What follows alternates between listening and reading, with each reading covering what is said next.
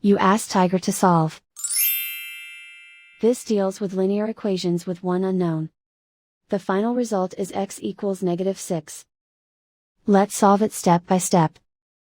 Simplify the expression. Expand the parentheses. Simplify the arithmetic.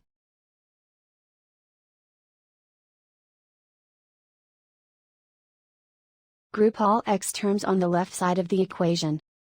Add 2x to both sides. Group like terms. Simplify the arithmetic.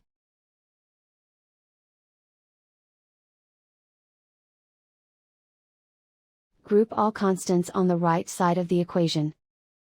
Subtract 42 from both sides. Simplify the arithmetic.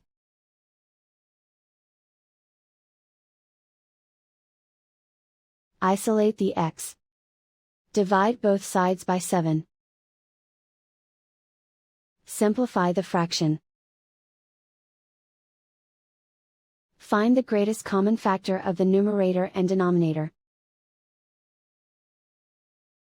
Factor out and cancel the greatest common factor. And so the final result is x equals -6.